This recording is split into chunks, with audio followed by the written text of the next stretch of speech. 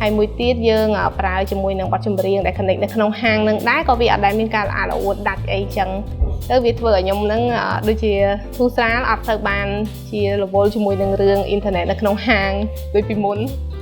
ជំរាបសួរនេះខ្ញុំឈ្មោះសៅសូនីតាជាអ្នកគ្រប់គ្រងភោជនីយដ្ឋានដំណាក់រាជសីខេត្តសៀមរាប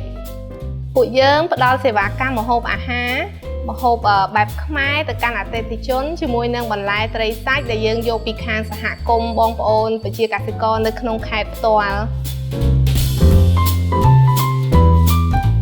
សម្រាប់សេវាកម្មអ៊ីនធឺណិតខាងមេគង្គណេតហ្នឹងខ្ញុំចាប់ផ្ដើមប្រើពីខែ11មកសម្រាប់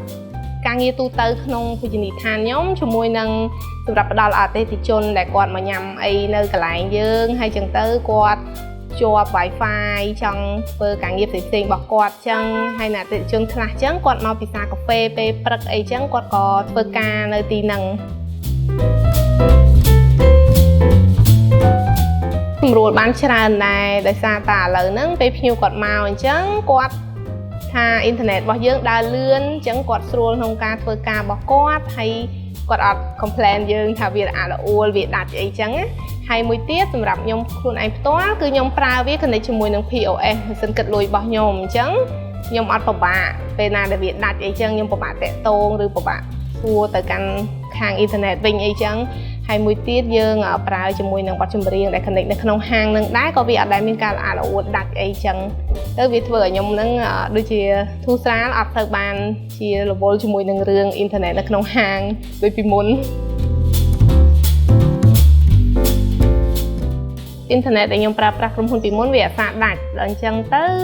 រៀងរាល់សប្តាហ៍អញ្ចឹងតែងតែបុគ្គលិកគាត់ inform មកថាអូដាច់អ៊ីនធឺណិតឬក៏ភ្ញៀវគាត់តែងប្រាប់មកថាអ៊ីនធឺណិតកន្លែងខ្ញុំនឹងដើរយឺតគាត់បើកអីមើលអត់ចេញអីចឹងខ្ញុំអាសាតាក់ទងទៅខាងក្រុមហ៊ុនរហូតចឹងទៅវាធ្វើឲ្យខ្ញុំពេលខ្លះចឹងវារវល់តាក់ទងទៅខាងអ៊ីនធឺណិតដាច់ព្រោះអ៊ីនធឺណិតនិយាយទៅវាសំខាន់ដែរសម្រាប់ហាងព្រោះភ្ញៀវភាគច្រើនគាត់ចូលមកគឺគាត់ដឹងអាសុំ Wi-Fi យើង connect ជាមួយនឹង Wi-Fi ហាងហើយ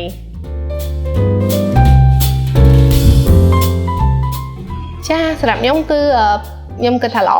ទោះបីខ្ញុំប្រើប្រាស់បានរយៈពេលខ្លីប៉ុន្តែតាំងពីប្រើមកដល់ពេលនេះគឺខ្ញុំអត់ដែលបានមានបញ្ហាអីអត់ទាន់បានតាក់ទងទៅខាងក្រុមហ៊ុនហៅជាងអីមកមើលទោះបីតែម្ដងអញ្ចឹងសម្រាប់ខ្ញុំគិតថាល្អហើយ